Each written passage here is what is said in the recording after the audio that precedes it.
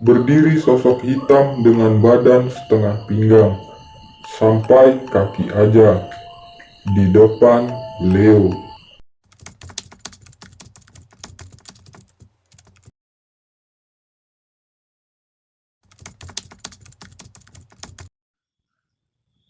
Assalamualaikum pecinta horor. Berjumpa lagi dengan saya Syahrir Hidayat 86. Jadi di video kali ini saya akan coba menceritakan tentang kisah pengalaman memancing di tengah hutan. Buat kalian yang baru bergabung dengan channel ini, saya sarankan silahkan subscribe, like, komen, dan share sebanyak-banyaknya video ini, karena subscribe itu gratis. Tanpa lama-lama lagi, kita mulai ceritanya.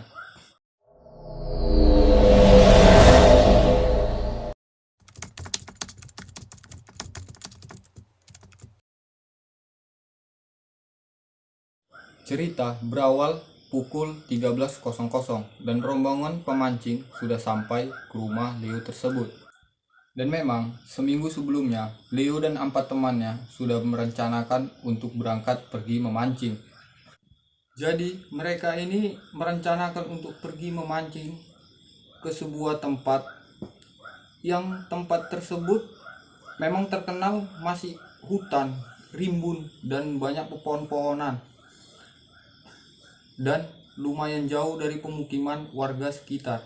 Setelah teman-teman Leo tersebut sudah siap berkemas, mereka pun memutuskan untuk lanjut ke tempat tersebut. Selang 5 menit kemudian, mereka pun berangkat menggunakan sepeda motor ke tempat tujuan tersebut. Singkat cerita, sampailah mereka di salah satu rumah warga yang berada di daerah tersebut untuk menitipkan sepeda motor mereka. Karena untuk menuju ke lokasi mancing tersebut tidak bisa dilalui oleh kendaraan sepeda motor. Jadi, mau tidak mau mereka harus pergi berjalan kaki untuk menuju ke lokasi mancing tersebut. Karena akses untuk menuju ke lokasi tersebut terkenal dengan hutannya dan tidak memungkinkan untuk dilalui sepeda motor. Dengan sambil bercanda-canda jalan kaki, perjalanan yang merasa lelahkan itu terasa hilang. Dan perjalanan menuju tempat tersebut sekitar 2 jam dan akhirnya mereka sampai di tempat tujuan.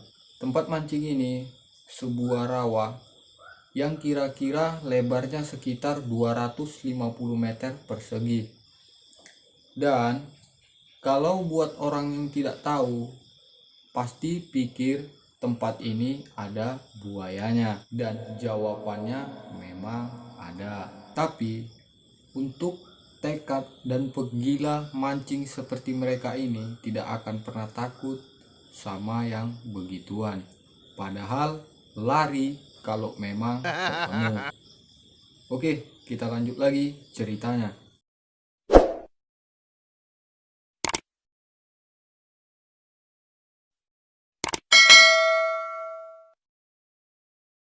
Leo lirik jam di tangan dan menunjukkan pukul 2 lebih. Leo dan teman-teman udah pada siap-siap dengan peralatan pancingnya. Singkat cerita, akhirnya Leo dan teman-teman fokus sama kesibukannya masing-masing. Kayaknya aku lagi sial deh. Udah mancing kira-kira 1 jam, tapi belum ada satu ikan pun aku dapat. Stres. Padahal teman-teman udah pada dapat semua. Mana besar-besar lagi. Sial. Nah, di sini mulai pengalaman horor Leo dimulai. Jam menunjukkan pukul jam 7.30.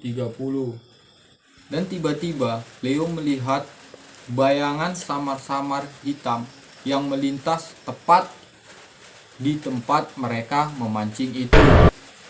Dan setelah melihat bayangan hitam tersebut, Leo pun mencoba memeriksa matanya.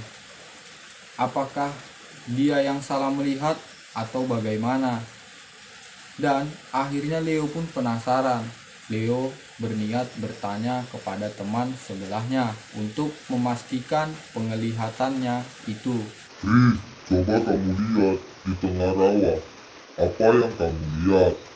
Memang ada apa? Kamu lihat kan, ada pulau kecil di tengah rawa. Coba kamu lihat dengan seksama. Iya, aku udah lihat dan gak ada apa-apa. Yang ada cuma pohon mati aja. Emang ada apa sih? Masa sih kamu gak lihat? Di bawah pohon mati itu ada orang berdiri sambil sandar di batang pohon. Gak ada kok. Kamu jangan nakuti gitu dong. Aku bukan nakuti kamu, tapi memang ada. Coba kamu lihat lagi deh. Leo pun tidak konsen lagi dengan pancingnya. Dan Leo coba lihat dengan jelas. Mungkin saja aku yang salah lihat kan? Tapi kayaknya bukan salah lihat aku. Soalnya memang ada setelah aku pantengin agak lama. Dan bayangan hitam tersebut menghilang di telan kegelapan malam. Sumpah pengen lari aku rasanya. Saking kagetnya bercampur takutnya. Saking takutnya, Leo ini pun sampai memeluk teman di sebelahnya.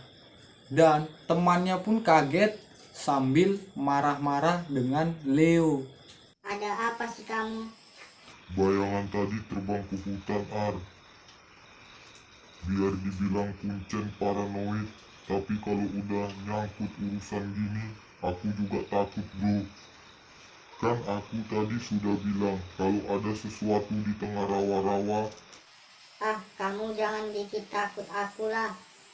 Sumpah Ar, buat apa aku bohong? Udah ah, jangan dibahas. Kalau kamu masih takut, gabung aja sama teman-teman yang lain. Enggak ah, di sini aja aku. Singkat cerita, dan akhirnya si Leo ini pun sibuk dengan pancingnya. Dan dia sudah mulai melupakan yang terjadi pada saat itu. Dan memang di waktu mancing itu, Leo ini keadaannya sangat sial. Teman-temannya sudah mendapat banyak ikan, dia satu biji pun belum dapat. Dan akhirnya Leo pun memutuskan untuk pindah tempat dari situ, berharap agar mendapat ikan. Dan Leo pun pindah tempat. Akhirnya Leo pun sibuk mancing di area barunya. Setelah mancing kurang lebih setengah jam di tempat itu, Leo merasa ada hawa dingin lewat di sampingnya. Tapi setelah dicek Leo, tidak ada angin kencang. Bisa aja angin kan? Tapi pikiran Leo pun salah. Ternyata itu awal dari gangguan setan. Dan agak lama, sekitar 10 menitan lah. Tiba-tiba angin kencang terhempas di badan Leo. Dan akhirnya tiba-tiba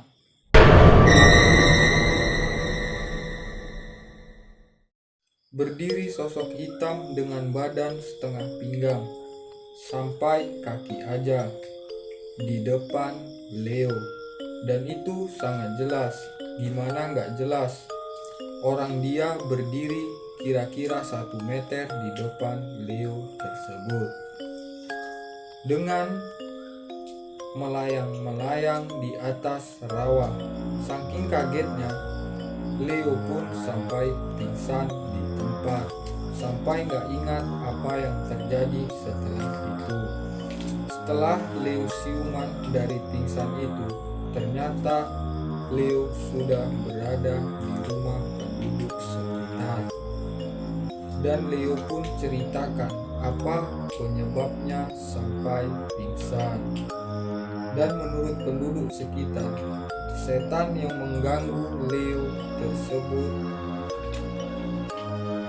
adalah orang yang mati kena gergaji mesin sewaktu dia menebang pohon di daerah yang kami pancingi tersebut. dan dia memang sering mengganggu pemancing yang bukan warga daerah itu. Bukan 1-2 kali orang yang sudah pernah diganggu dia. Dan Leo juga bertanya perihal bayangan hitam yang di tengah rawa di atas pulau kecil tersebut. Tapi kalau soal hantu yang itu, penduduk lokal nggak bisa mastiin, alias nggak tahu.